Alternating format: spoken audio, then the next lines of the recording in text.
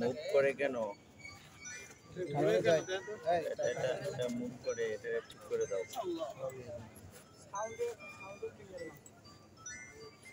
Sound clear করো।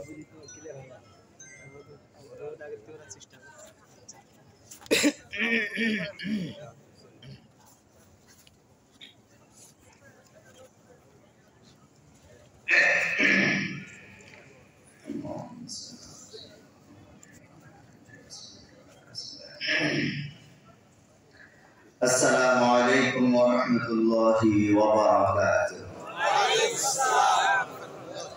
আপনারা সবাই ভালো আছেন? আল্লাহ তাআলা সকলকে ভালো রাখুন। বিশ্ব পরিস্থিতি ভালো নয়।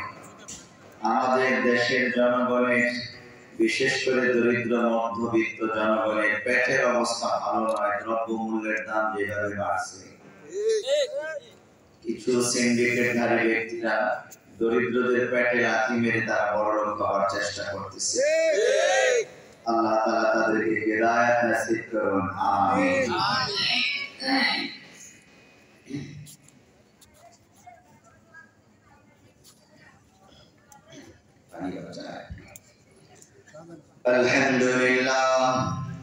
আলহামদুলিল্লাহ নাহমাদুহু ওয়া নাস্তাঈনুহু ونستغفره ونؤمن به ونتوكل عليه ونعوذ بالله من شرور أنفسنا ومن سيئات أعمالنا من يهده الله فلا مضل له ومن يضلله فلا هادي له ونشهد أن لا إله إلا الله وحده لا شريك له ونشهد أن محمدا عبده ورسوله. أما بعد فأعوذ بالله من الشيطان الرجيم. بسم الله الرحمن الرحيم. إذا جاء نصر الله والفتح ورأيت الناس يدخلون في أفواجا فسبح بحمد ربك واستغفره إنه كان توابا. وقال النبي صلى الله عليه وسلم يا أيها الناس إن الله قد أذهب عنكم عبية الجاهلية وتعاظمها بآبائها فالناس رجلان رجل بر تقي كريم على الله ورجل فاجر شقي هين على الله. والناس بنو آدم وخلق الله آدم من تراب أو كما قال عليه الصلاة والسلام. محبة الشتى درود إبراهيم قري اللهم صل على محمد وعلى آل محمد كما صليت على إبراهيم وعلى آل إبراهيم إنك حميد مجيد. اللهم بارك على محمد وعلى آل محمد كما باركت على إبراهيم وعلى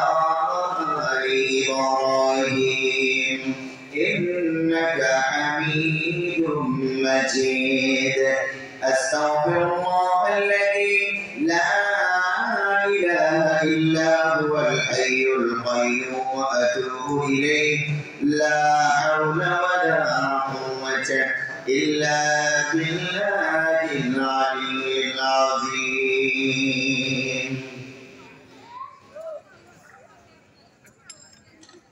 الحمد لله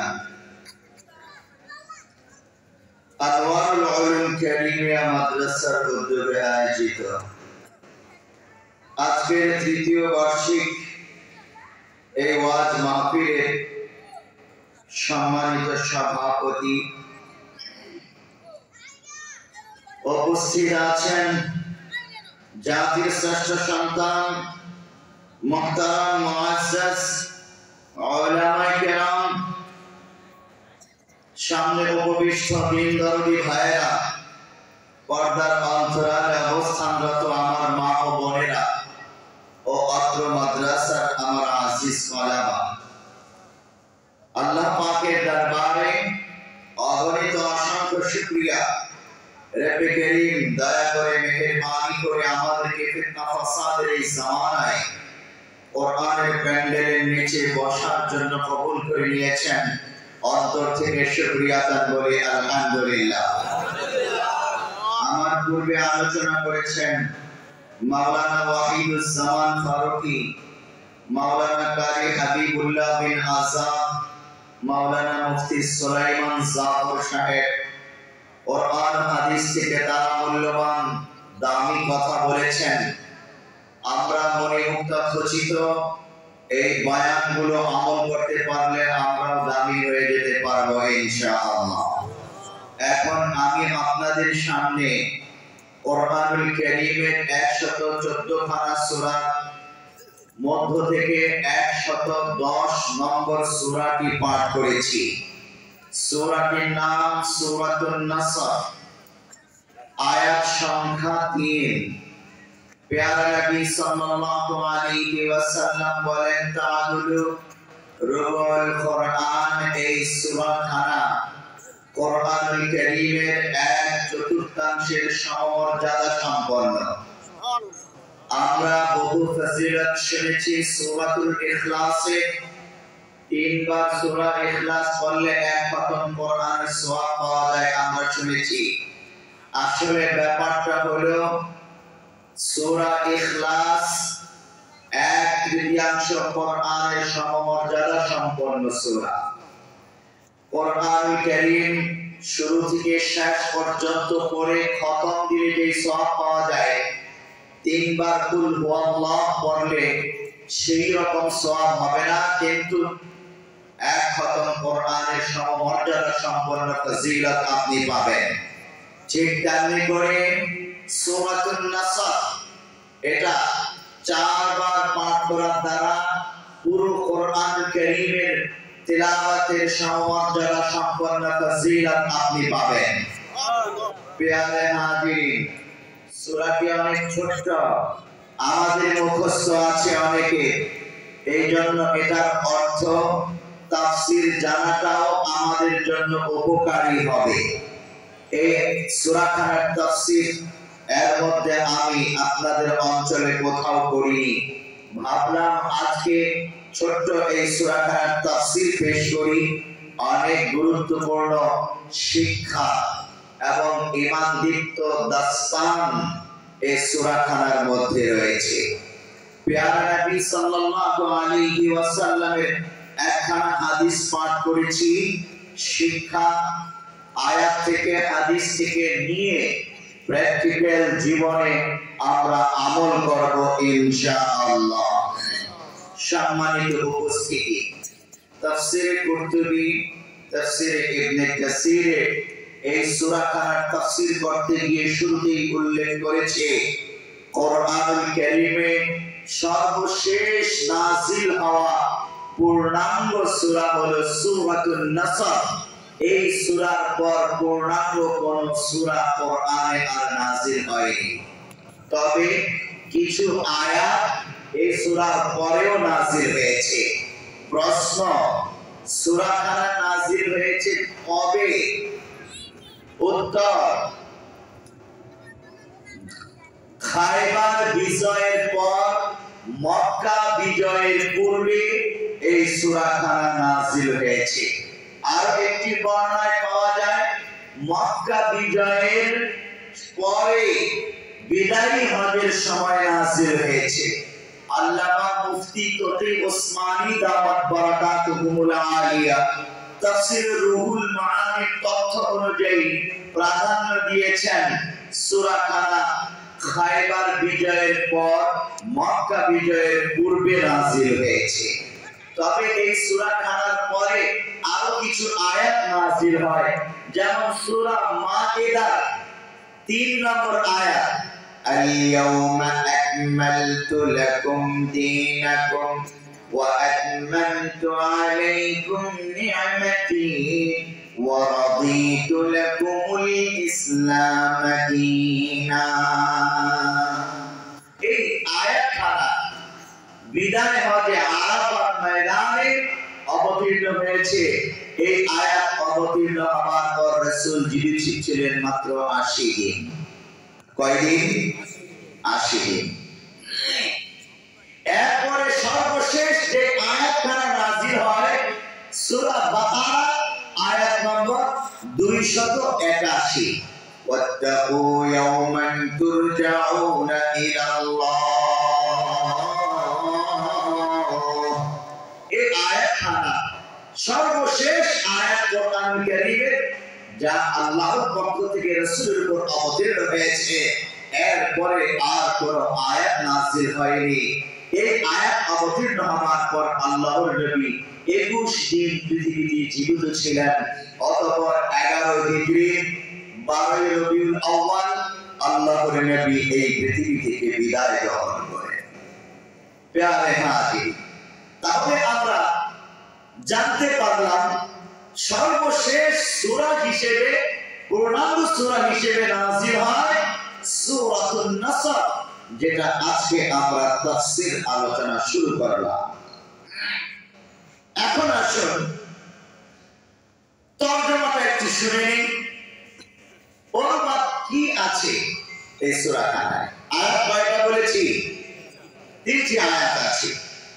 আল্লাহ রাব্বুল আলামিন ইরশাদ করতেছেন, ইযা জাআ নাসরুল্লাহি ওয়াল ফাth ওয়া রাআইতান নাসা ইয়াদখুলুনা ফী দীনিল্লাহি আফওয়াজা।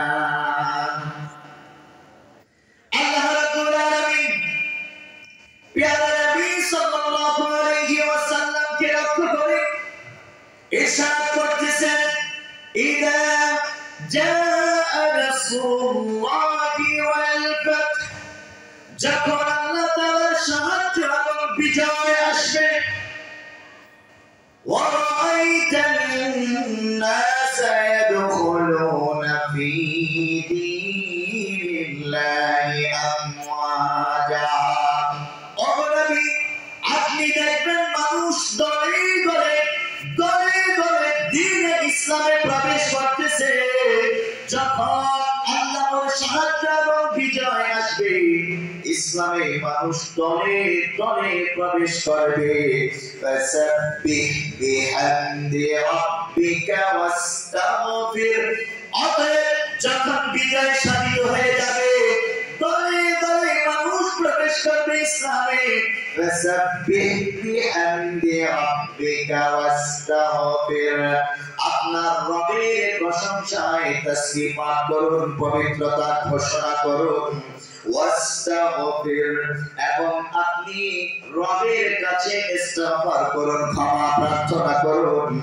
ইন্নাহু কানা তাওয়াবা, নিঃসন্দেহে তিনি তওবা কবুলকারী। বান্দাদের তওবা কবুল করেন কে? আল্লাহ। বান্দারা দোয়া করবে কার কাছে? আল্লাহর কাছে। তরজমাটা শুনলাম, এবার আসুন তাফসীরে প্রবেশ করি। ইযা জাআ নাসরুল্লাহি ওয়াল ফাth, এখানে ফাতহুর দ্বারা কি বোঝানো হয়েছে? নাসরুল্লাহ, আল্লাহর সাহায্য দ্বারা কি বোঝানো হয়েছে? তাফসিরে মারিফুল কোরআন, তাফসিরে কুরতুবী, তাফসিরে ইবনে কাসির সমস্ত তাফসির গ্রন্থগুলোতে উল্লেখ করেছেন হযরত আব্দুল্লাহ বিন ওমর রাদিয়াল্লাহু তাআলা আনহু থেকে বর্ণিত এই ফাতহুন বলতে মক্কা বিজয়, মক্কা বিজয়ের দিকে আল্লাহ তাআলা ইঙ্গিত করেছেন। আল্লাহ রাব্বুল আলামিন মক্কা বিজয়ের সুসংবাদ দিয়েছেন। সূরা খানা যখন নাযিল হয়, প্যারা নবী যখন সাহাবায়ে কেরামের সামনে পাঠ করেন, সকল সাহাবী খুশিতে উদ্দীপিত আনন্দিত, কিন্তু একজন সাহাবী কাঁদতেছেন। প্যারা নবীর প্রিয় চাচা হযরত আব্বাস রাদিয়াল্লাহু তাআলা কাঁদতেছেন। জিজ্ঞেস করলেন রাসূল সাল্লাল্লাহু আলাইহি ওয়াসাল্লাম, আপনি কেন কাঁদতেছেন? সবাই তো খুশি। হযরত আব্বাস রাদিয়াল্লাহু তাআলা বলেন, ইয়া রাসূলুল্লাহ, এই সূরা খানায় আপনাকে বিজয়ের সংবাদ দেওয়া হয়েছে, তার মানে পুরো জাজিরাতুল আরব বিজয় হয়ে যাবে, ইসলামের বিজয় হয়ে যাবে। আপনাকে শুকরিয়া আদায় করতে বলেছেন আল্লাহ। এর দ্বারা ইঙ্গিত পাওয়া যায় আপনার দায়িত্ব পরিপূর্ণ হয়ে যাবে। আল্লাহ তাআলা আপনাকে তার দরবারে তুলে নেবে। আমি কি করে না কেঁদে থাকি? আপনি পৃথিবীতে থাকবেন না, আর আমি কি করে আনন্দ করব? এই জন্যই তো আমার কান্না এসেছে। প্যারা নবী সাল্লাল্লাহু আলাইহি ওয়াসাল্লাম বলেন, আপনি যা ধারণা করেছেন সত্য, আমি আর বেশি দিন পৃথিবীতে থাকব না। ইযা জাআ নাসরুল্লাহি ওয়াল ফাতহ, কোন প্রেক্ষাপটে নাযিল হয়েছে? যেহেতু খায়বার বিজয়ের পরে নাযিল হয়েছে সূরা খানা। এবার আসুন সংক্ষিপ্ত একটু শুনে নেই। খায়বার বিজয়, তারপর মক্কা বিজয়। ৭ম হিজরিতে প্যারা নবী সাল্লাল্লাহু আলাইহি ওয়াসাল্লাম ১৪০০ সাহাবায়ে কেরামকে নিয়ে খায়বারের ইহুদীদের এলাকা দুর্গ অবরোধ করে। কেন অবরোধ করে? কারণ এই ইহুদীরা মদিনায় ছিল, মদিনায় ষড়যন্ত্র করতেছিল। বনু নাসির, বনু কায়নুকা, আল্লাহ করে নবী এই গোত্রগুলোকে মদিনা থেকে বহিষ্কার করেন। এই ইহুদীরা বড় ষড়যন্ত্রপ্রিয়, এমনকি খোদ আল্লাহর নবীকে তারা হত্যা করতে চেয়েছিল। প্যারা নবী তাদেরকে মদিনা থেকে বহিষ্কার করেছে। তারা খায়বারে এসে আস্তানা গেড়েছে, থেমে থাকে নাই। রাসূলকে হত্যা করার জন্য, মুসলমানদেরকে পরাজিত করার জন্য, মদিনার ইসলামের রাষ্ট্রটিকে ধ্বংস করে দেওয়ার জন্য, মিটিয়ে দেওয়ার জন্য একের পর এক তারা ষড়যন্ত্র করেছে। আন্তর্জাতিক ষড়যন্ত্র কিভাবে করেছে? মক্কার কুরাইশদের সাথে আঘাত করে ইহুদীরা এই মুশরিক মূর্তি পূজকদের সাথে ষড়যন্ত্র করে আঘাত করে ওদেরকে উস্কে দিয়েছে। গাজওয়া আহজাব যে ঘটেছে, ১০,০০০ কাফেরদের সেনাবাহিনী আবু সুফিয়ানের নেতৃত্বে মদিনায় হামলা করেছে। মদিনাকে ধ্বংস করে দেওয়ার জন্য এখানে এই ইহুদীদের উস্কানি আছে, ষড়যন্ত্র আছে, আরো বিভিন্ন প্রকারের সেই উহুদ যুদ্ধের ক্ষেত্রে এই ইহুদীদের ষড়যন্ত্র একের পর এক তারা ইসলামের বিরুদ্ধে ষড়যন্ত্র করে যাইতেছে। আল্লাহর নবী দেখলেন ইহুদীদের এই পল্লীটা, খায়বারটা, এটা একটা বিস্ফোরণ মতো আগুনের মধ্যে অবস্থান করতেছে। যেমনি করে বর্তমানে পুরো পৃথিবীর মধ্যে আর মিডল ইস্টের মধ্যে বিস্ফোরক হিসেবে ইসরায়েল অবস্থান করতেছে, ঠিক কিনা?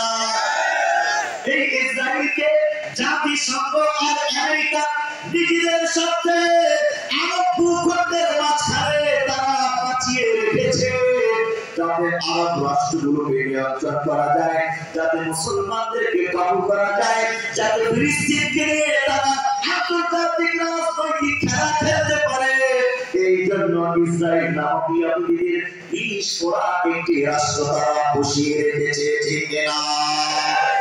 কিন্তু আর বেশি হয়তো সময় বাকি নাই। হয়তো অদূর ভবিষ্যতে খলিফা রাসূলুল্লাহিল মাহদির আগমনের পর আসমান থেকে ঈসা ইবনে মারইয়াম আগমন করে এই পুরো জাসিরাতুল আরব এবং ফিলিস্তিন, সিরিয়া, ইরাক সারা পৃথিবীর প্রতি ইঞ্চি মাটিতে যখন ইসলামের পতাকা উড্ডীন করবে, তখন ইসরায়েল নামক ইহুদি কোন রাষ্ট্র পৃথিবীর মানচিত্রে থাকবে না, মিটে যাবে। আল্লাহু আকবার। আমার কথা না, আমার আপনার প্রিয় নবীর কথা। ওয়াইহুলিকুল্লাহুল বিলাদ কুল্লাহা ইল্লাল ইসলাম। আল্লাহ রাব্বুল আলামিন হযরত ঈসা ইবনে মারইয়ামের মাধ্যমে পৃথিবীর সমস্ত ধর্মগুলো মিটিয়ে দেবেন, সমস্ত মতবাদগুলো মিটিয়ে দেবেন, সমস্ত সেনাবাহিনী মিটিয়ে দেবেন, সমস্ত রাষ্ট্রের মানচিত্রগুলো মুছে দিয়ে সারা পৃথিবী একটি রাষ্ট্র হবে, ইসলামী রাষ্ট্র। একটি সেনাবাহিনী থাকবে, মুসলিম সেনাবাহিনী। একটি রাষ্ট্রীয় পতাকা থাকবে, ইসলামী পতাকা। একজন শাসক থাকবে সারা পৃথিবীতে, হযরত ঈসা ইবনে মারইয়াম। ইহুদিদের কোন রাষ্ট্র থাকবে না। ইসরায়েলের বাবুল লুদ নামক এলাকায় দাজ্জালকে নিজের হাতে হত্যা করে সারা পৃথিবীতে ইসলামকে বিজয়ী করবে। আল্লাহু আকবার।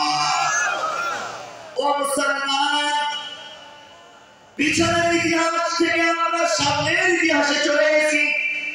এবার আসুন আবার প্রিয় নবী সাল্লাল্লাহু আলাইহি ওয়াসাল্লাম দেখলেন একটি বিস্ফোরণের মতো খায়বারে ইহুদিদের ছোট্ট একটা ভূখণ্ড পুরো আরবের মধ্যে সন্ত্রাসী কর্মকাণ্ড ষড়যন্ত্র একের পর এক করে যাইতেছে। নতুন করে ষড়যন্ত্র করলো আরবের কাফান গোত্র, মূর্তি পূজক গোত্র। কাফান গোত্রকে উস্কে দিল, তাদের সাথে একাত্রে মদিনায় হামলা করে মদিনাকে শেষ করে দেবে, রাসূলের ইসলামী রাষ্ট্রটিকে শেষ করে দেবে।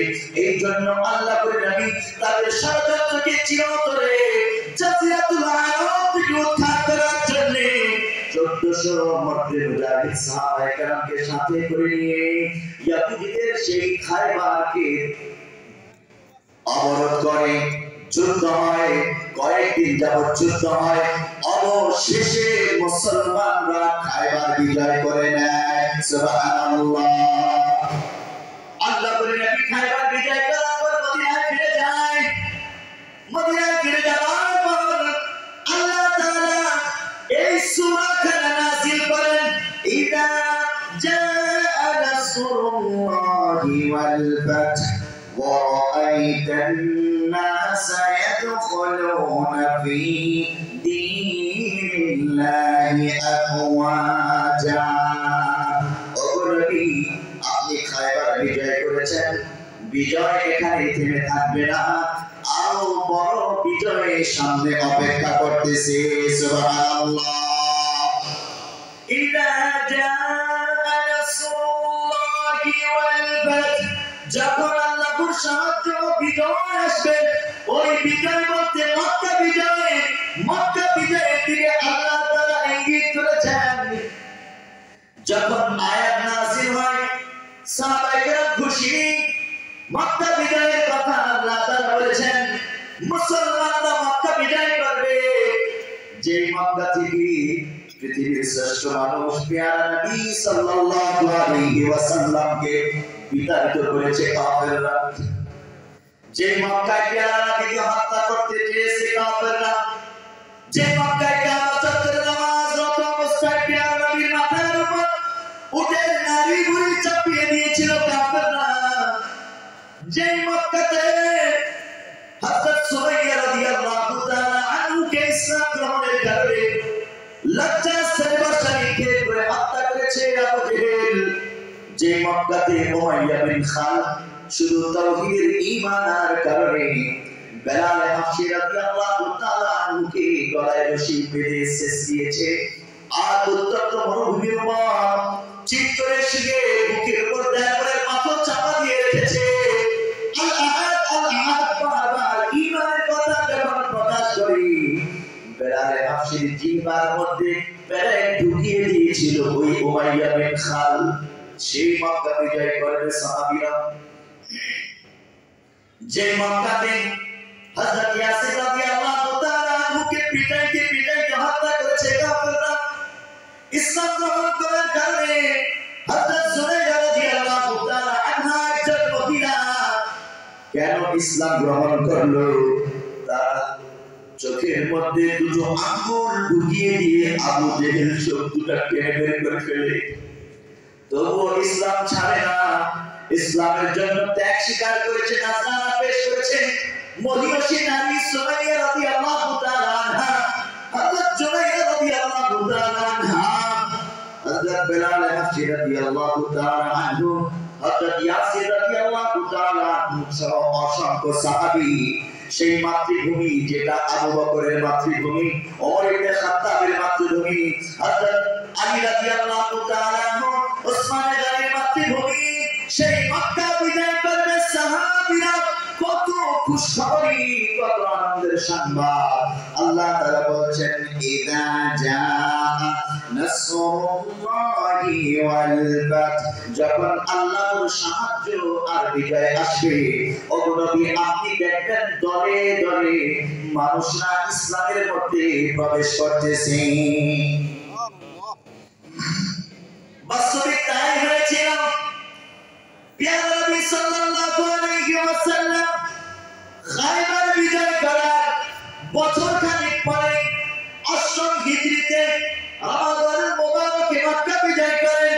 ১০,০০০ সাহাবীকে সাথে করে নিয়ে রমজান মাসের ৮ম হিজরির রমজান মাসের ১০ তারিখে মদিনা থেকে বের হয়ে মক্কায় প্রবেশ করেন।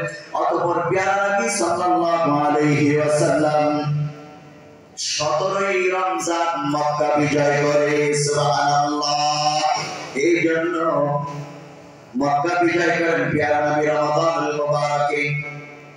ও মুসলমান, যে কথা বলতেছিলাম, মক্কাতে আল্লাহর নবী প্রবেশ করার পূর্বে উপকণ্ঠে রাতের বেলা অনেকগুলো তাঁবু টানান, আর বিভিন্ন জায়গায় অনেকগুলো আগুন জ্বালান, যাতে দূর থেকে মনে হয় অনেক বিশাল বড় সেনাবাহিনী।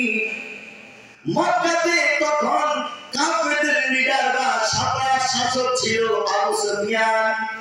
দীর্ঘ ২১ বছর রাসূলের বিরুদ্ধে ষড়যন্ত্র যুদ্ধ করেছে। বদরের যুদ্ধ এই আবু সুফিয়ানের কারণেই হয়। উহুদের যুদ্ধে নেতৃত্ব দেয় এই আবু সুফিয়ান। রাসূল সাল্লাল্লাহু আলাইহি ওয়াসাল্লামের দাদা মুবারক শহীদ হয়ে যায়। ৭০ জন সাহাবী শহীদ হয়। হযরত হামজা রাদিয়াল্লাহু তাআলা আনহু শহীদ হয়। ওই উহুদ প্রান্তরে এখন আপনারা হজের সময় গেলে দেখবেন, সেখানে একটা মসজিদ আছে, সামনে যে ময়দান, উহুদের ময়দান, ওখানে শহীদদের বিশাল বড় একটি কবরস্থান আছে। হযরত হামজা রাদিয়াল্লাহু তাআলা আনহু সহ অন্য শহীদদের লাশ ওখানে আছে। এই উহুদ যুদ্ধ নেতৃত্ব দেয় কাফেরদের পক্ষে আবু সুফিয়ান। অতঃপর জঙ্গে আহজাব কিংবা গজওয়ায়ে আহজাব, সেটার নেতৃত্ব দেয় আবু সুফিয়ান। রাসূল সাল্লাল্লাহু আলাইহি ওয়াসাল্লামের বিরুদ্ধে মদিনাকে ধ্বংস করার জন্য নেতৃত্ব দেয়, কিন্তু বিজয় লাভ করতে পারে না। প্রত্যেকটা যুদ্ধে মুসলমানরা বিজয় লাভ করে। এই মক্কা বিজয়ের সময় আল্লাহর নবী যখন মক্কার উপকণ্ঠে অবস্থান করছেন, ঘিরে রেখেছেন মক্কাকে, আবু সুফিয়ান দেখলো এত বিশাল বড় বাহিনী, এখন তাদের সাথে লড়াই করে আর পারা যাবে না। সে ২ জন সাথীকে সঙ্গে নিয়ে বের হলো একটু দেখার জন্য যে মুসলমানরা এত বড় সেনাবাহিনী কি করে হঠাৎ এসে গেল। আর তো বাঁচার উপায় নাই, চুপি চুপি লুকিয়ে দেখার জন্য বের হয়েছে। হঠাৎ দেখলেন হযরত আব্বাস রাদিয়াল্লাহু তাআলা আনহু আবু সুফিয়ানকে দেখেই বললেন, সর্বনাশ, তুমি এখানে বের হয়েছো, মুসলমান সৈন্যরা তোমাকে দেখলে রেহাই নাই, মেরে ফেলবে, তোমার মেরে ফেলবে। তাড়াতাড়ি এক কাজ করো, আমার ঘোড়ার পিছনে উঠে বসো, তোমার নিরাপত্তার ব্যবস্থা আমি করতেছি, তোমাকে রাসূলের কাছে নিয়ে যাই। ভয় পেয়ে গেল আবু সুফিয়ান, সর্বনাশ, এত বছর মুসলমানদের বিরুদ্ধে কত কিছু করলাম, এখন আর রেহাই নাই। আবু সুফিয়ান ঘোড়ার পিছনে চড়লো। আব্বাস রাদিয়াল্লাহু তাআলা রাসূলের তাবুতে তাকে নিয়ে হাজির। ওই সময় হযরত ওমর ইবনে খাত্তাব সেখানে উপস্থিত ছিলেন। আবু সুফিয়ানকে দেখে ওমর ইবনে খাত্তাব বললেন, ইয়া রাসূলুল্লাহ, অনুমতি দিলে কাফেরের গর্দানটা উড়িয়ে দে, বড় জ্বালাতন করেছে আমাদেরকে, ওর গলাটা কেটে দেই। পেয়ারা নবী বললেন, ক্ষান্ত হও, শান্ত হও ওমর, তাকে অবকাশ দাও। অতঃপর রাসূল সাল্লাল্লাহু আলাইহি ওয়াসাল্লাম আবু সুফিয়ানকে লক্ষ্য করে বললেন, ও আবু সুফিয়ান, আর কতদিন তুমি সত্য থেকে দূরে থাকবা? আর কতদিন লাত মানাত উজ্জাদের পূজা করবা? তোমাকে লাত মানাত উজ্জা মুক্তি দিতে পারবে না এক আল্লাহকে বাদ দিয়ে। আর কতদিন নিজের হাতে বানানো মূর্তির পূজা করবা? এবার ফিরে আসো ইসলামে, এবার ফিরে আসো আল্লাহর দিকে। আবু সুফিয়ান বলতে লাগলো, যদি লাত মানাত উজ্জা আর এই দেবদেবীগুলোর কোনো পাওয়ার ক্ষমতা থাকতো, তাহলে আমাদের আজকে এই পরিণতি হতো না। ওদের কোনো পাওয়ার নাই বলে আজকে আমরা পরাজিত, ভীত, কম্পিত। পেয়ারা নবী বললেন, তাহলে ঈমান আল্লাহর উপর এবং আমার রিসালাতকে মেনে নিয়ে ঈমানে কালিমা শাহাদাত করে মুসলমান হয়ে যাও। লাচুমাচু করতেছিলেন। আব্বাস রাদিয়াল্লাহু তাআলা পিছন থেকে এক ধমক দিয়ে বললেন, কিসের অপেক্ষা করতেছো?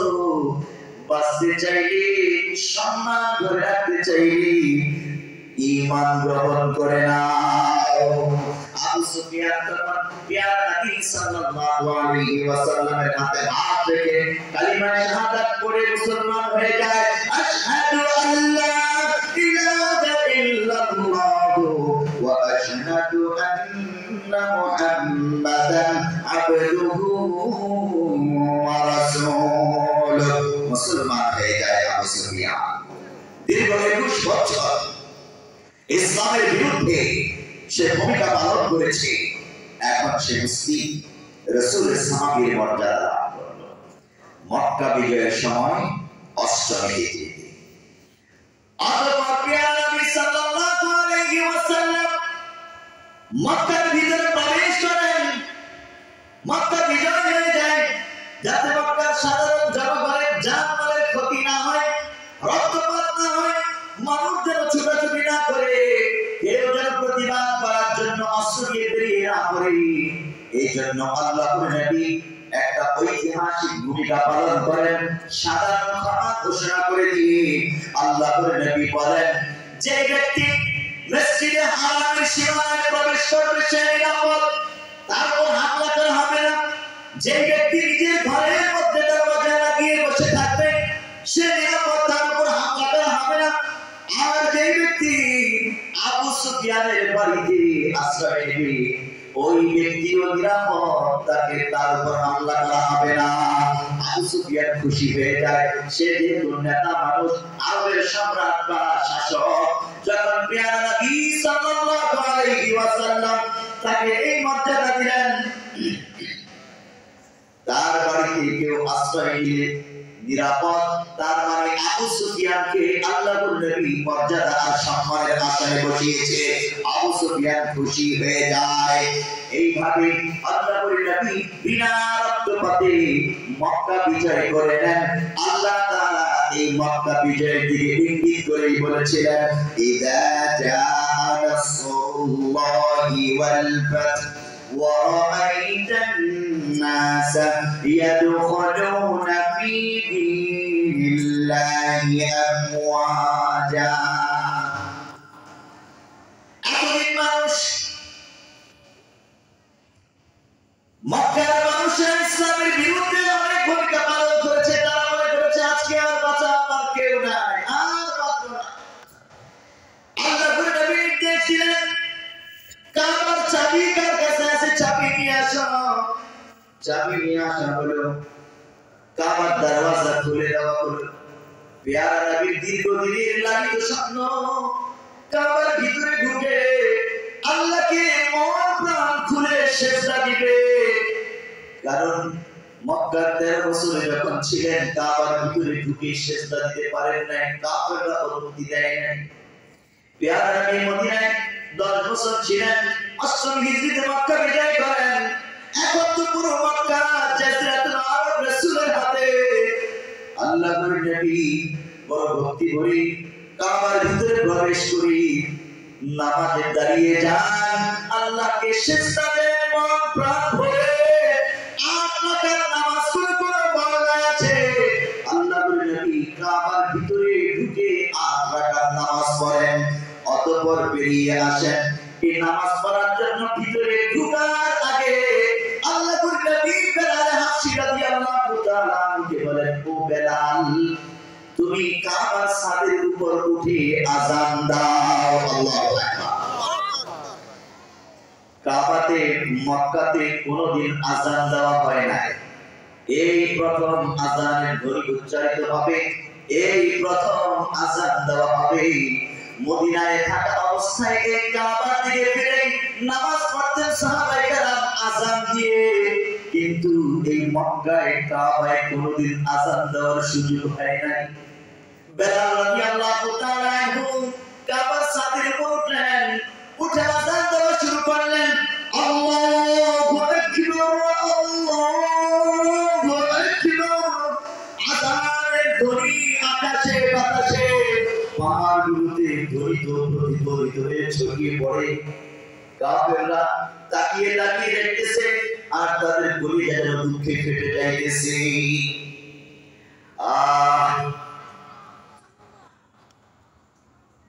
তিনজন কাফের কাবা চত্বরে বসা ছিল। যখন বেলাল রাদিয়াল্লাহু তাআলা আনহু আযান দিতেছেন, তখন এই কাফেররা একেকজন একেক মন্তব্য করে। একজন কাফেরের নাম আত্তাব বিন উসাইদ, সে বলে উঠে লাকাদ আকরামাল্লাহু উসাইদান আল্লা ইয়াকুনা সামিআ হাযা। আমার বাবা উসাইদকে আল্লাহ আগেই দুনিয়া থেকে নিয়ে গেছেন, আমার বাবাকে এই আওয়াজ এটা দেখতে হয় নাই, শুনতে হয় নাই। মানে এটা মনে করতেছে কি যে আযান কাবা ছাদের উপর দাঁড়িয়ে একজন হাবশী গোলাম দিতেছে, আমাদের এই মক্কাবাসীর জন্য আছে অপমান আর কিছুই হতে পারে না। আমাকে দেখতে হচ্ছে অন্তরকে দৃশ্য, আমার বাবা নাই, দেখতে হয় নাই, ভাগ্যবান বাবা। কাফের আত্তাব বিন উসাইদ এই কথা বলতেছিল, মূর্তি পূজক আত্তাব বিন উসাইদ। আরেকজন কাফের হারিস ইবনে হিশাম, সে বলে উঠল, আলা ওয়াজাদা মুহাম্মদ গায়রা হাদাল গুরাদাল আসওয়াদ। মুহাম্মদ কি এই কালো কাজ ব্যতীত আর কাউকে পাইল না কাবার ছাদের উপর তোলার জন্য। নাউজুবিল্লাহ। বেলাল রাদিয়াল্লাহু তাআলা আনহুকে কালো কাক বলে ব্যঙ্গ করেছে মক্কার কাফের লিডার হারিস বিন হিশাম। পৃথিবীবাসীর দৃষ্টিতে বেলাল রাদিয়াল্লাহু তাআলা আনহু কালো কুৎসিত হলেও, হাস্যদেশীয় হলেও, ছোট মোটা হলেও, বহিরাগত হলেও আল্লাহর কাছে, আল্লাহর নবীর কাছে সে বড় মর্যাদাবান, সে বড় সম্মানিত।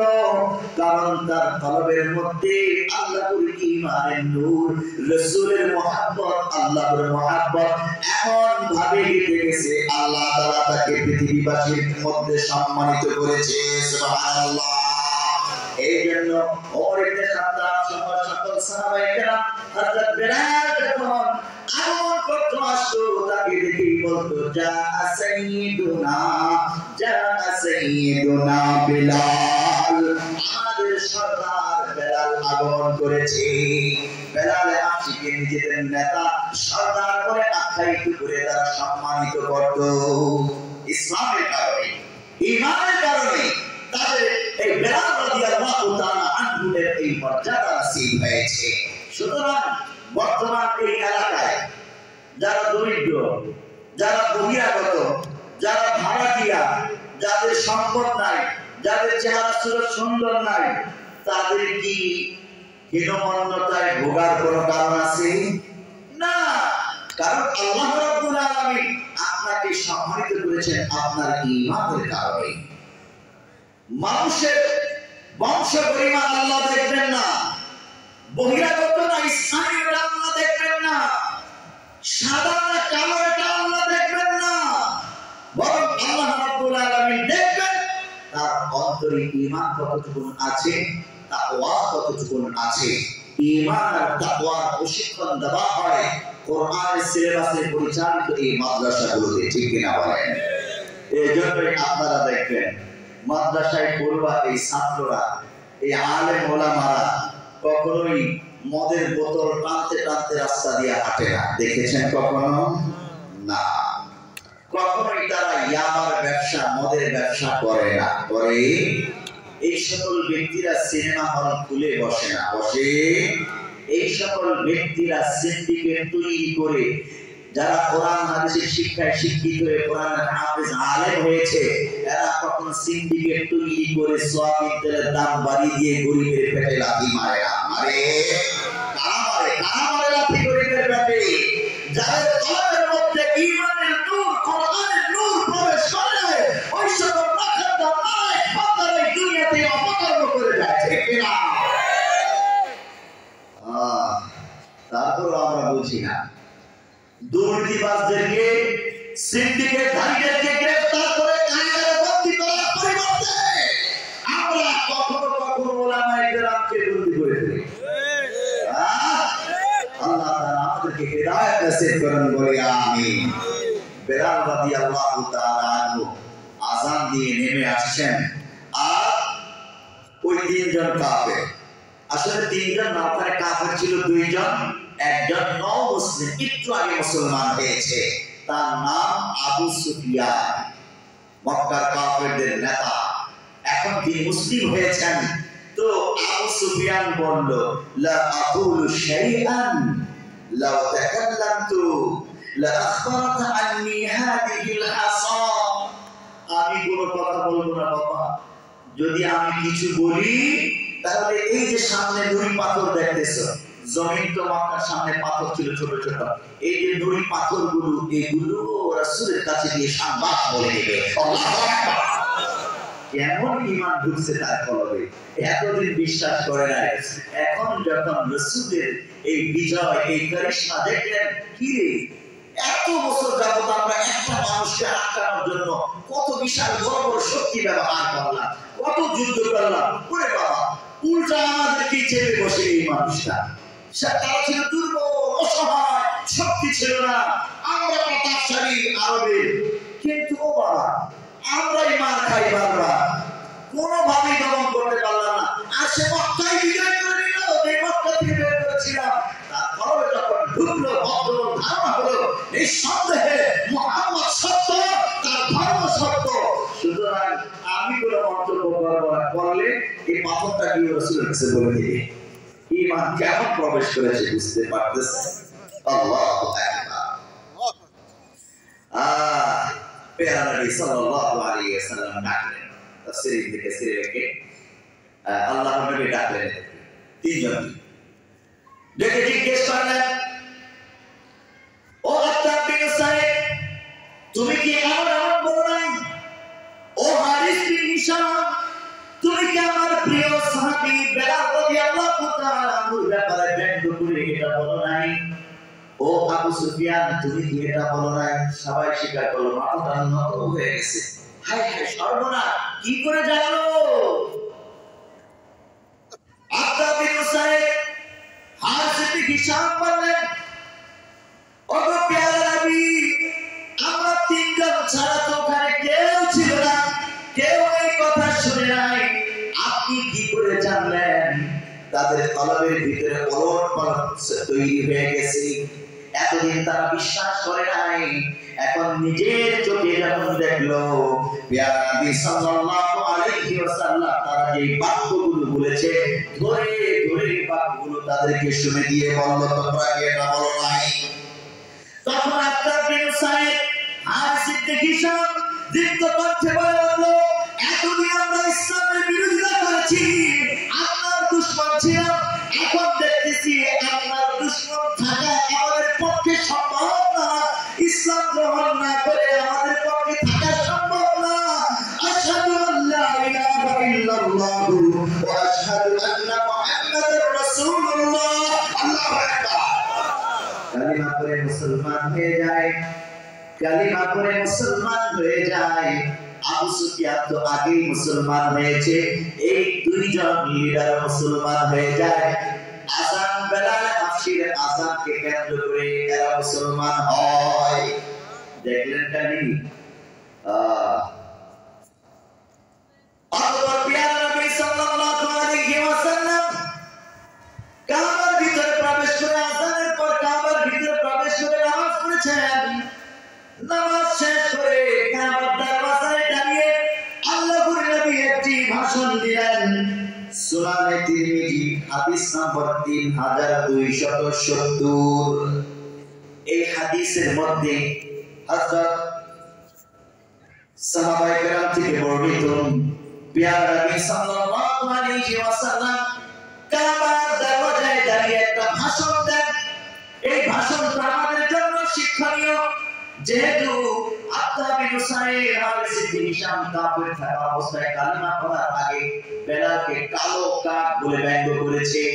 বেলাল বহিরাগত বলে তাকে তুচ্ছ তাচ্ছিল্য করেছে। আর বেলালের মতো দরিদ্র একজন দাস কাবার ছাদের উপর দাঁড়িয়ে যখন আযান দেয়, মাথাপুরি করে, মক্কার লিডারদের মর্যাদা সম্মান থাকে কোথায়? এইরকম ধারণা যখন তারা করেছে, আল্লাহর নবী তাদের ধারণা পাল্টে দেওয়ার জন্য পুরো আইয়ামে জাহিলিয়াতের অপসংস্কৃতির মূলোৎপাটন করার জন্য কাবার দরজায় দাঁড়িয়ে একটি ভাষণ দিলেন।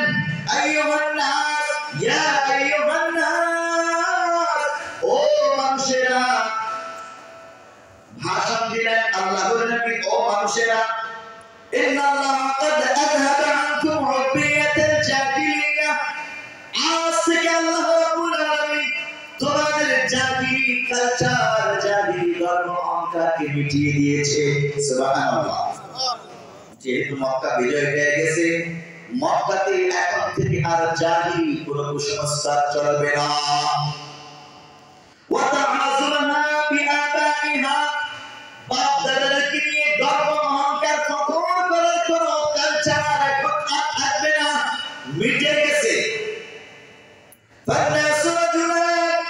মানুষ শুধু দুই শ্রেণীতে বিভক্ত থাকবে, দুই শ্রেণীতে শুধু মানুষের পরিচয় পরিচিত হবে।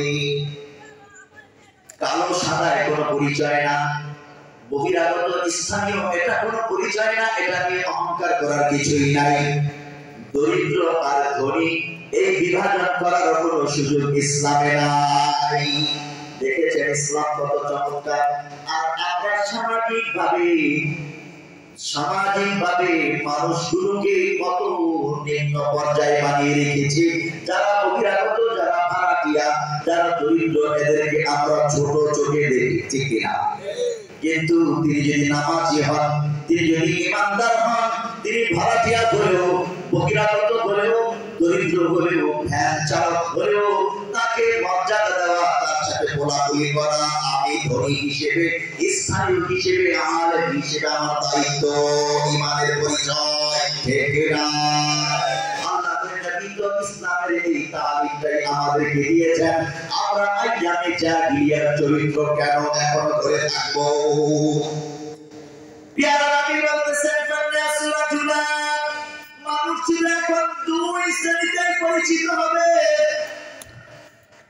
রাজুলুন বারদুন তাকিয়ুন কারীমুন আলাল্লাহ, এক শ্রেণীর মানুষ হবে যারা নেককার, পরহেজগার, মুত্তাকি, তাকওয়াবান, আল্লাহর কাছে তারা সম্মানিত, পরিমর্যাদাবান।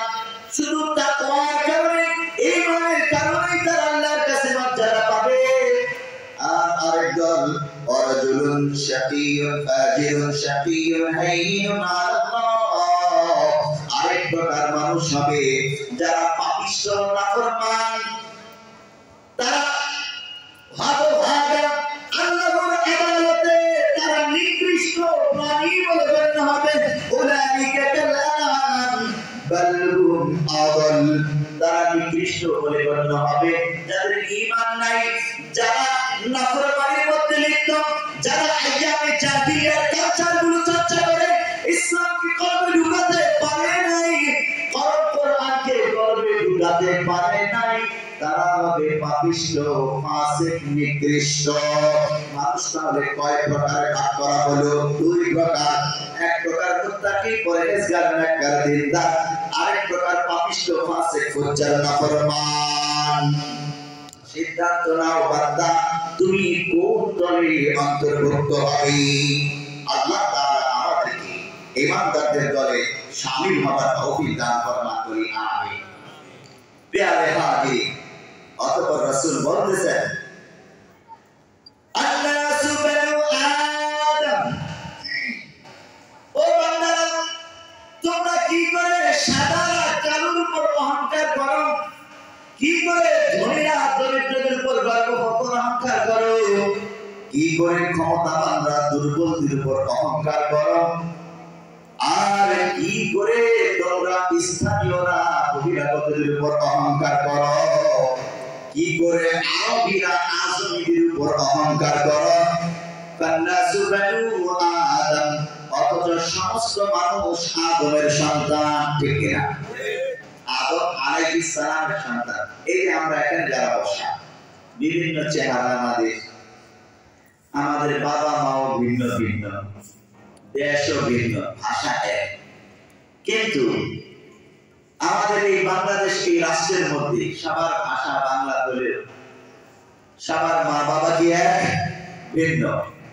দেখবেন এদের মধ্যে মারামারি, শত্রু ভাবাপন্ন, একদল আরেক দলের মানুষকে, মুসলমানদেরকে দেখতে পারে না, হামলা করে, করে কি করে না? সবাই আদম সন্তান, ভাই ভাই হবে। ওই দেখেন না, ইউক্রেনের উপর হামলা করেছে রাশিয়া, ওরা আদম সন্তান, যদিও খ্রিস্টান। এক খ্রিস্টান রাষ্ট্র আরেক খ্রিস্টান রাষ্ট্রের উপর হামলা করেছে। তো পৃথিবীর সমস্ত মানুষ আদম সন্তান, তাহলে কেন আদম সন্তান আরেক আদম সন্তানের উপর হামলা করবে, গর্ব অহংকার করবে? এগুলো আইয়ামে জাহিলিয়ার চরিত্র। বান্দা শুধু ঈমানের কারণেই মর্যাদাবান হয়, ভাষার কারণে, সম্পদের কারণে, সৌন্দর্যতার কারণে, পোশাকের কারণে কখনোই সে গর্ব অহংকার করার অধিকার রাখে না। ইসলামের শিক্ষা তাকে দেয়নি।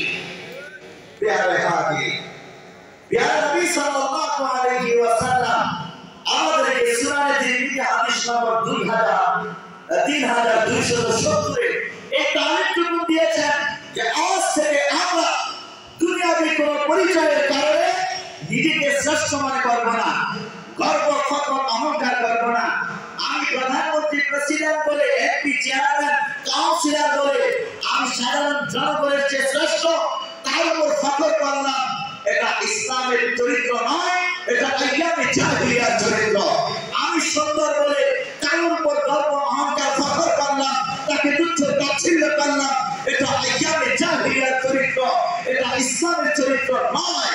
আমি সম্পদশালী বলে দরিদ্রের উপর অহংকার করলাম, তাকে তুচ্ছ তাচ্ছিল্য করলাম, এটা কোন মুসলমানের চরিত্র নয়, এটা আরবের আইয়ামে জাহিলিয়ার চরিত্র। কোন মুসলমান এই চরিত্র ধারণ করতে পারে না, ঠিক কিনা বলো? অতএব আমরা আমাদের চরিত্রকে সাজাবো। সূরা নসরের তাফসীরের আলোকে যে আলোচনা করছি, প্যারা নবী সাল্লাল্লাহু আলাইহি ওয়াসাল্লাম যা শিক্ষা দিলেন আমাদেরকে, বেলাল হাফসিকে নিয়ে আরবের কাফেররা টিটকারি করেছিল, ব্যঙ্গ বিদ্রুপ করেছিল। খবরদার, খবরদার, কোন কালো মানুষকে, কোন বেঁচে মানুষকে রেখে আমি যেন না বলি, ইস মানুষটা অসুন্দর, কুৎসিত, কত কুৎসিত দেখছি, না না, খবরদার বলবেন না। মানুষটা কত মোটা, মনে হয় যেন গোশত নিয়ে হাঁটতেই পারে না, খবরদার এইরকম মন্তব্য করবেন না কখনোই। বহু মহিলাদের মধ্যে এই স্বভাবটা দেখা যায়, চেহারা সুন্দর তো অসুন্দর নারীর উপর সে গর্ব অহংকার ফখর করে যে যেই তোমার চেহারা, আবার আসছো আমার সাথে কথা বলতে, আমার সাথে টাকা দিতে, এরকম কয়টি কয় না।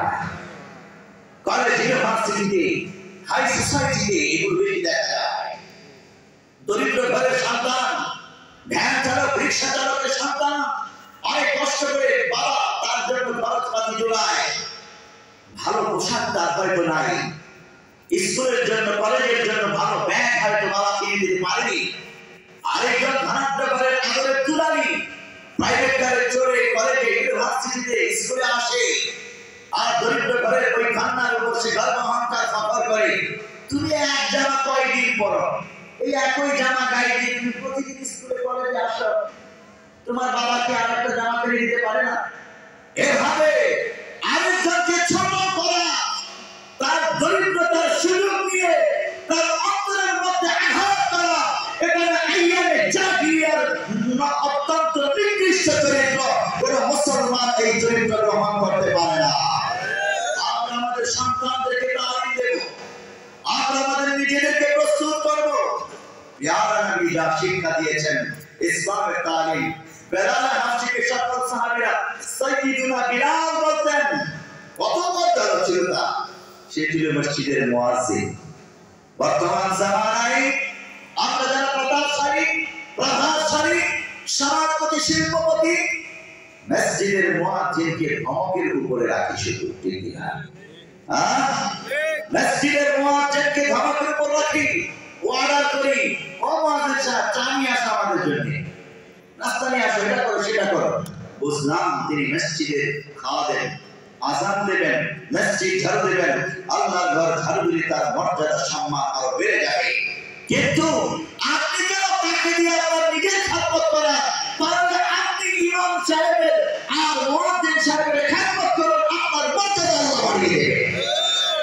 তাকে ধমকের উপর রাখে, সে যদি কোনো অন্যায় করে, আছে না মানুষ তো ভুল করতেই পারে, ভুল করলে কখনোই আপনি তাকে ছেড়ে দেবেন না। সে ইমাম হোক, মুয়াজ্জিন হোক, খতিব হোক, যখন শরীয়ত বিরোধী কোনো কাজ অন্যায় সে করে বসবে, অবশ্যই তার ভুল আপনি ধরবেন, তাকে সংশোধন করবেন মুরব্বী হিসেবে, দায়িত্ববান হিসেবে।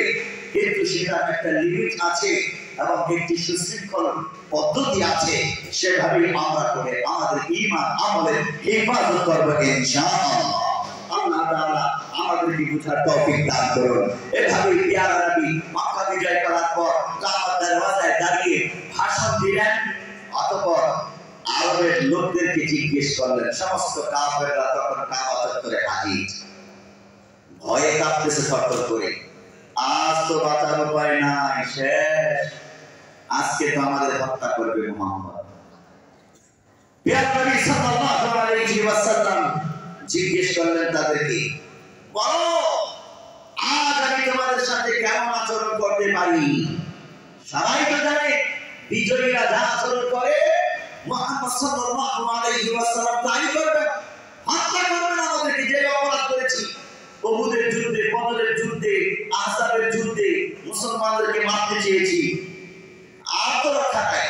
যখন রাসূল জিজ্ঞেস করলেন, বলো আমার কাছে তোমরা কেমন আশা করো, তখন তারা একটু সাহস পাইল, বলল, এক ভাই আরেক ভাইয়ের উপর যা আশা করে আমরা তোমার কাছে তাই আশা করি।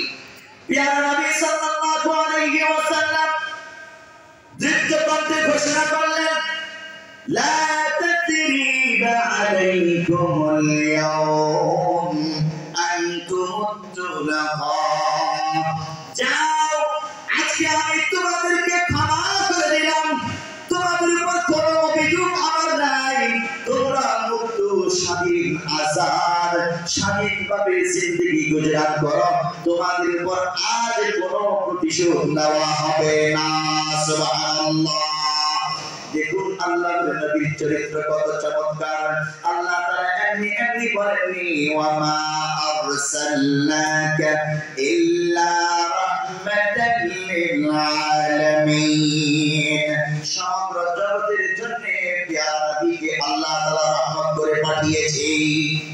মক্কা বিজয় করলে তিনি ইচ্ছে করলে প্রতিশোধ দিতে পারতেন, রক্তের বন্যা বইয়ে দিতে পারতেন অন্যান্য বিজয়ী ব্যক্তিদের মতো, কিন্তু আল্লাহর নবী এখানে পরিপূর্ণভাবে তার সর্বোচ্চ আদর্শের প্রদর্শনী করে সমস্ত মক্কাবাসীকে ক্ষমা করে দেয়। যখনই সমস্ত মক্কাবাসীকে ক্ষমা করে দিল, মক্কা বিজয় করে ফেললেন। মানুষজন এতদিন ভয়ে ভয়ে ছিল, মক্কার কাফেরদের, কুরাইশদের ভয়ে আশেপাশের গোত্রগুলো ইসলাম গ্রহণ করতে সাহস পায় নাই, কারণ ইসলাম গ্রহণ করলেই মারবে, মক্কার নেতারা মাইর দিবে। আরে বাবা, এটা দুনিয়া তো আছে, এখন আছে না, যে অমুকের পক্ষে ন্যায়ের কথা, হকের কথা বললে ওই প্রভাবশালী নেতা আমাকে মারবে না, তার পক্ষে বলবো না। আসলে এরকম পরিবেশ, এটা কিয়ামতের আলামত। তো যখন ইসলামের বিজয় হয়ে গেল মক্কায়, তখন সব বাধা বিপত্তি উঠে গেল। আর রাসূলের চরিত্র যখন বিশ্ববাসী দেখলো, দলে দলে মানুষ মুসলমান হতে লাগলো। মক্কার ভিতরে যারা মুসলমান আমার এক বিপ্লব ঘটে গেল। আল্লাহু আকবার। আশেপাশে বন্ধুগুলো আসলো মক্কার বাইরে, এমনকি ইয়ামান থেকে একটা গ্রুপ আসছে, 700 ছিল সদস্য সংখ্যা, 700। একটা গ্রুপের মধ্যে সবাই মুসলমান হয়ে যায়। এইভাবে অসংখ্য হাজার হাজার মুসলিম মক্কা বিজয়ের পর মুসলমান হয়। আল্লাহ তাআলা এই কথাটাই বলেছেন সূরা কানায় 2 নম্বর আয়াতে, ওয়ারাআইতান নাসা ইয়াদখুলুনা ফি দীনিল্লাহি আফওয়াজা। আপনি দেখবেন যখন আল্লাহর সাহায্য বিজয় আসবে, আপনি দেখবেন দলে দলে মানুষ দ্বীন ইসলামের মধ্যে প্রবেশ করছে। যখন মক্কা বিজয় করে রাসূল সাধারণ ক্ষমা ঘোষণা করলেন, দলে দলে মুসলমান হয়ে মুসলমানের সংখ্যা পুরো জাজিরাতুল আরবে সবচেয়ে বেশি হয়ে যায়। সুবহানাল্লাহ। শুধু মক্কাতেই না, পুরো জাজিরাতুল আরব, ইয়ামান সহ মক্কা মদিনা আশেপাশে সব জায়গায় ব্যাপকভাবে মুসলমান হতে লাগে। মুসলমানের সংখ্যা এত হয়ে যায়, মাত্র মক্কা বিজয়ের এই 2 বছর পরে বিদায় হজে পেয়ারা নবী সাল্লাল্লাহু আলাইহি ওয়াসাল্লাম যখন বিদায় হজ করেন, তখন 1.25 লক্ষ সাহাবী রাসূলের সাথে হজ পালন করেন। সুবহানাল্লাহ। মক্কা বিজয়ের সময় কয়জন মুসলমান রাসূলের সাথে এসেছিল? 10,000। কত? 10,000। আর 2 বছর পরে কত হইল? 1.25 লক্ষ। চিন্তা করেছেন আল্লাহ তাআলা কিভাবে বিজয় দিয়েছেন? এখন আসুন এই সূরা কানার প্রথম আয়াত থেকে আমরা তাফসীরের আরো একটু গভীরে প্রবেশ করি। আল্লাহ তাআলা ইযা জাআ নাসরুল্লাহি ওয়াল ফাত আমাদের জন্য আর কি শিক্ষা রেখেছেন? এখানে অন্যতম শিক্ষা হলো নাসরুল্লাহ, আল্লাহর সাহায্য যখন থাকে তখনই সফলতা আসে, বিজয় আসে। এটাই আমাদের শিক্ষা। যখন আমি যুদ্ধে বিজয় লাভ করলাম, নির্বাচনে বিজয় লাভ করলাম, কোন পরীক্ষায় পাস করলাম, চাকরি দিতে গিয়ে ইন্টারভিউ দিলাম, সেখানে আমার চাকরি হয়ে গেল, তো আপনি মনে করবেন না যে আমার জ্ঞান অনেক বেশি, আমার প্রতিপত্তি বেশি, আমার বাহুবলে জ্ঞানের কারণে আমি সফল হয়েছি।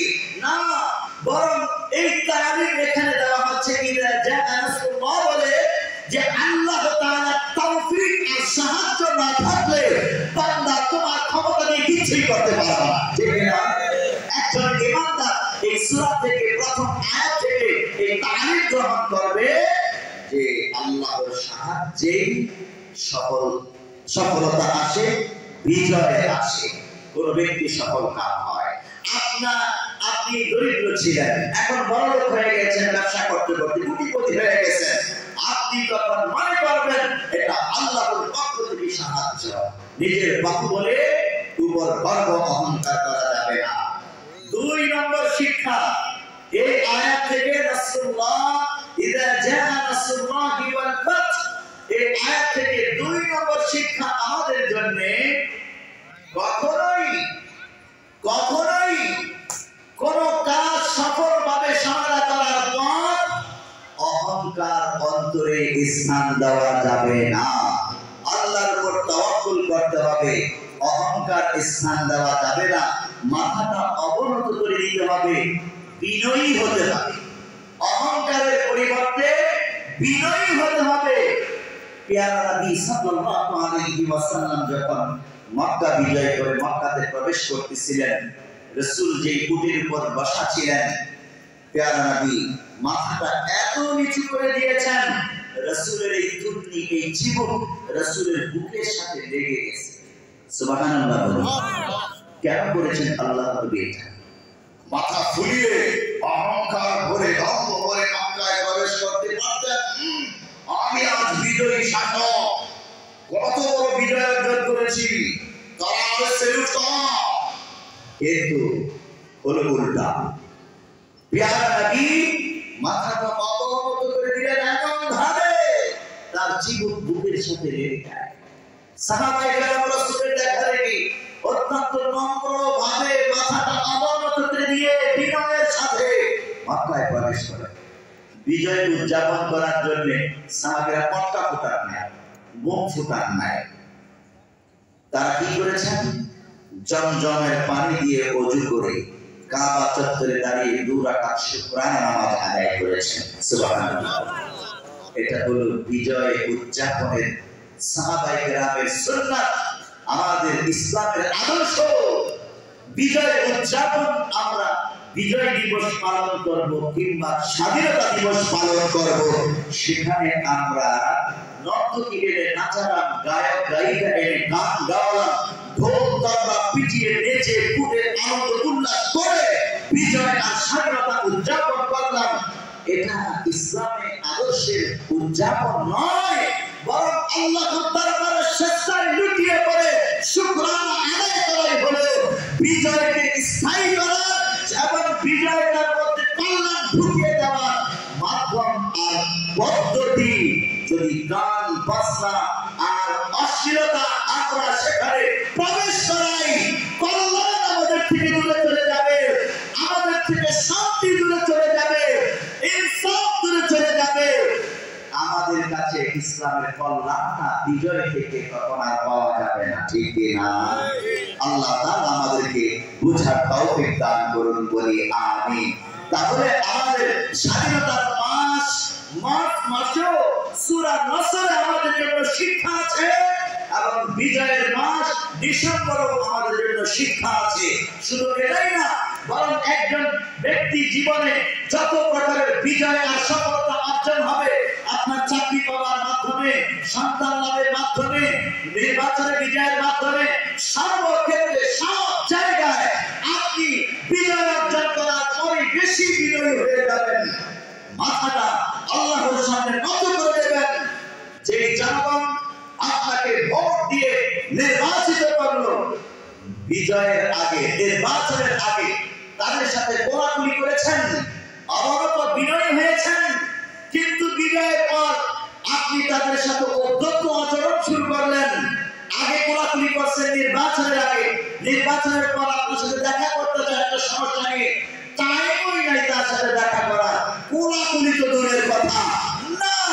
এটা ইসলামের স্বভাব নয়, চরিত্র নয়, বরং ইসলামের বিজয়ের চরিত্র হলো বান্দা আরো বিনয়ী হবে, বরং যারা তাকে সহায়তা করে চেয়ারে বসিয়েছে তাদের ব্যাপারে আরো বেশি বিনয়ী হবে।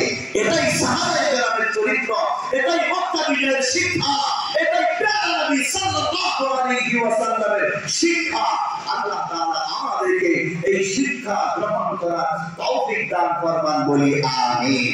প্যারা নবী আল্লাহ রাব্বুল আলামিন যখন আপনাকে এই বিজয় দেবেন, আল্লাহর উপর তাওয়াক্কুল করবেন, কখনই নিজের বাহুবলের উপর, বস্তুর উপর নির্ভরশীল হবেন না, বরং তাওয়াক্কুল হবে আল্লাহর উপর।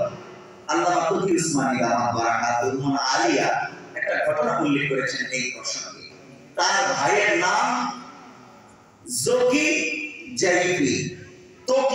তকি দামাত বারাকাতুহু আলিয়ার ভাইয়ের নাম জকি, বড় বুজুর্গ মানুষ ছিলেন। লাহোরে তার একটা লাইব্রেরি ছিল, ইসলামিক বই পুস্তক বিক্রি করতেন। তো ওই লাইব্রেরিতে একদিন প্রচন্ড বৃষ্টি হয়, তিনি লাইব্রেরিতে যেতে পারতেছেন না, দোকান করতে পারতেছেন না। তিনি মনে মনে ভাবলেন যে আজকে লাইব্রেরিতে যাবো, কাস্টমার তো পাবো না, এই বৃষ্টির মধ্যে কে আসবে বই কিনতে।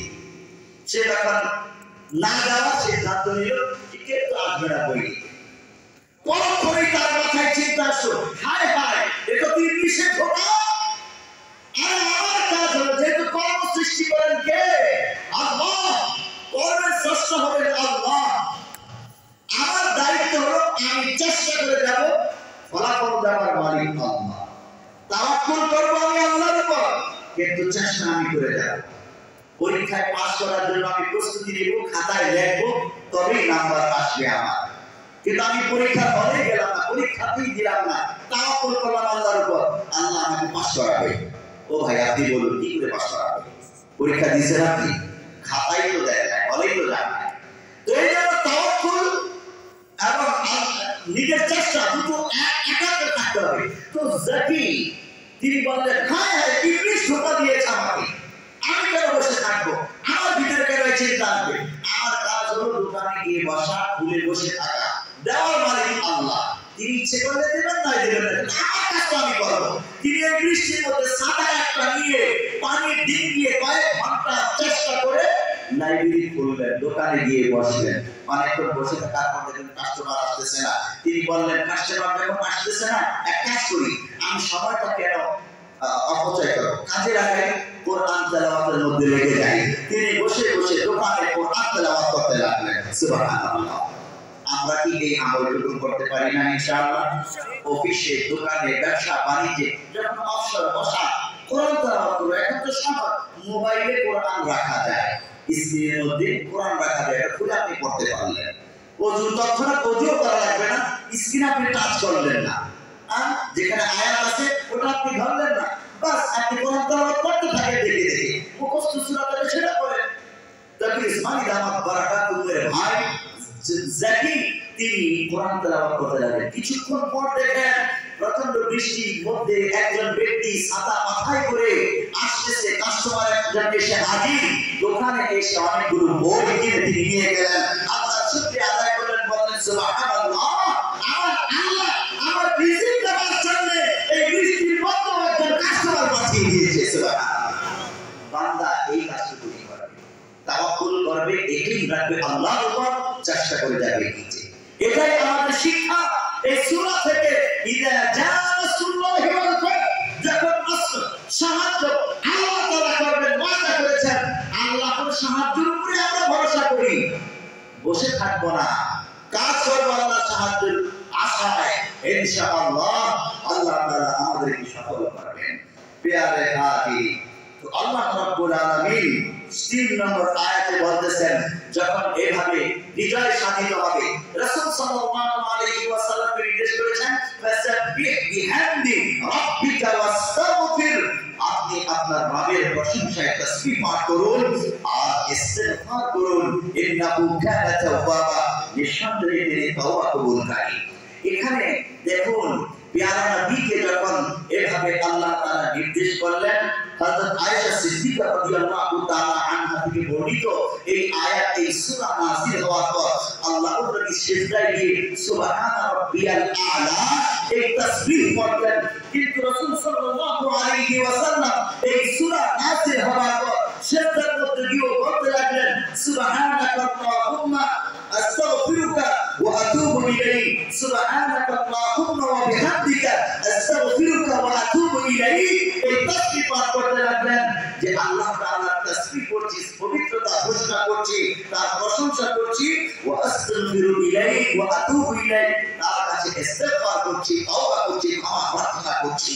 এই তাসবিহ পাঠ করতে লাগলেন প্রিয় নবী সাল্লাল্লাহু আলাইহি ওয়াসাল্লাম। প্রশ্ন করতে পারেন, রাসূল কি কোনো গুনাহ করেছে?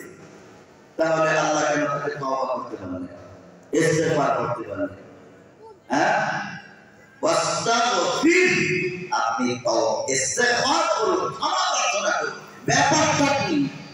রাসূল কি কোনো অন্যায় করেছেন যে ক্ষমা চাইতে হবে? আরে মানুষ ক্ষমা চায় তো অন্যায় করলে, তওবা করে গুনাহ করলে। রাসূল কোনো গুনাহ করেছেন? অসম্ভব। আল্লাহ তাআলা যে দায়িত্ব প্যারা নবীকে দিয়েছেন 100 ভাগ দায়িত্ব পালন করেছেন প্যারা নবী। তাহলে কেন এই নির্দেশ? দুটো কারণে। একটি হলো কেন প্যারা নবীকে ইস্তিগফার করতে, তাসবিহ আর শুকরিয়া আদায় করতে বললেন? দুটো কারণ।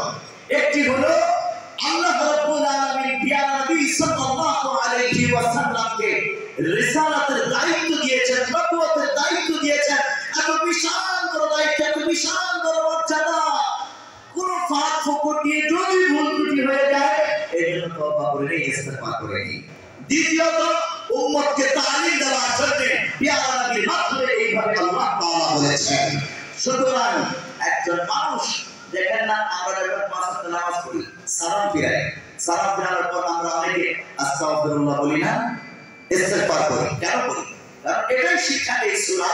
এই সূরা এটাই শিক্ষা, বান্দা যখন কোনো ইবাদত করতে পারবে তখন তার জন্য দুটো কাজ। যখন বান্দা কোনো ইবাদত করলো, কোনো কাজে সফলতা অর্জন করলো, তার জন্য দুটো দায়িত্ব আল্লাহ তাআলা দিয়েছেন। একটি হলো আল্লাহর শুকরিয়া আদায় করা, তাসবিহ পাঠ করা, প্রশংসা করা, আল্লাহর শুকরিয়া আদায় করা। আর দ্বিতীয়টি হলো ইস্তেগফার করা। কেন বলবেন কেন?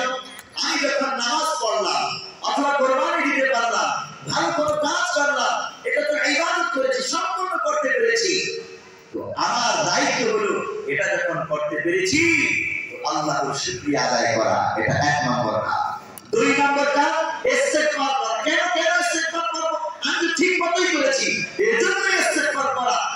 এই ইবাদতটা যে হক আদায় করে করার কথা ছিল, আমি পরিপূর্ণ সেই হক আদায় করতে পারি নাই, এইজন্য ও আল্লাহ তুমি আমাকে ক্ষমা করে দিও।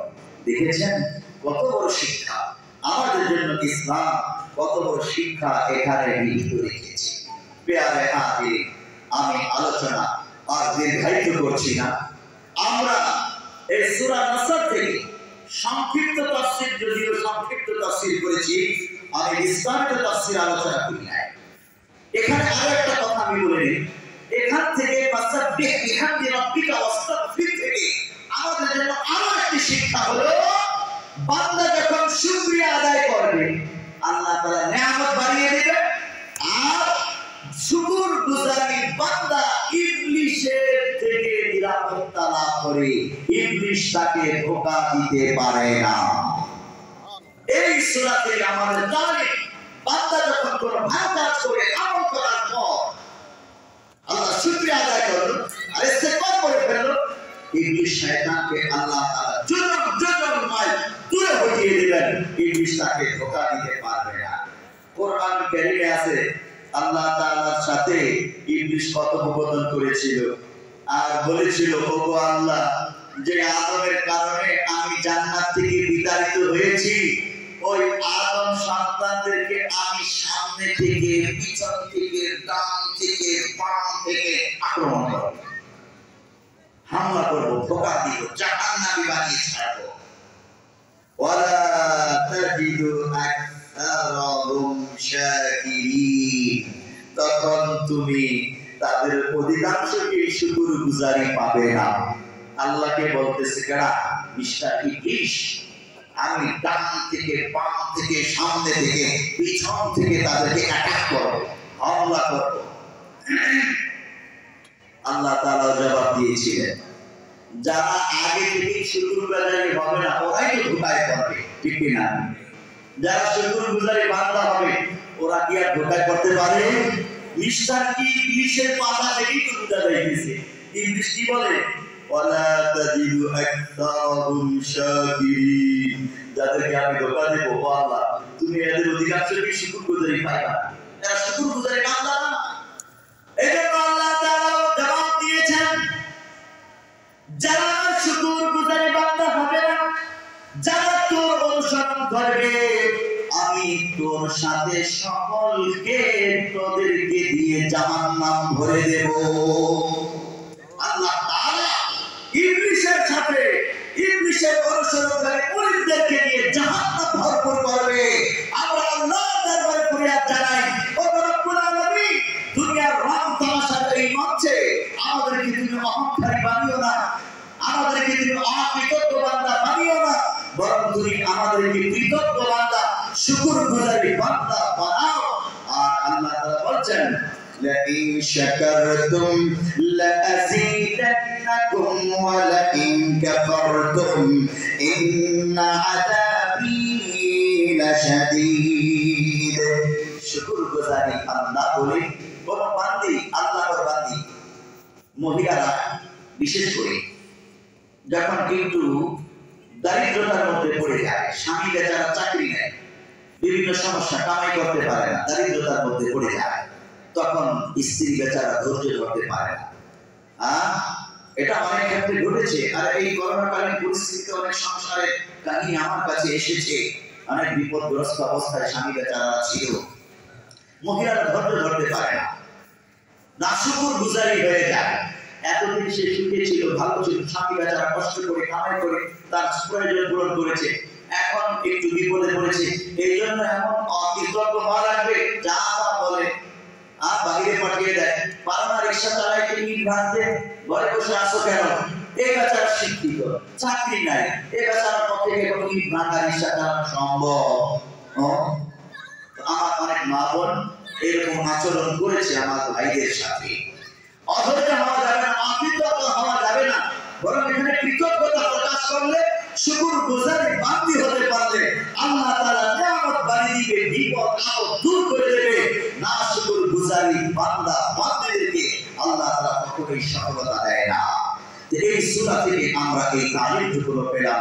আল্লাহ রাব্বুল আলামিন আমাদেরকে সূরাতুন নাসর এর তাফসীরের আলোকে আমাদের জীবনকে ঢেলে সাজাবার তৌফিক দান করবেন, বলি আমিন।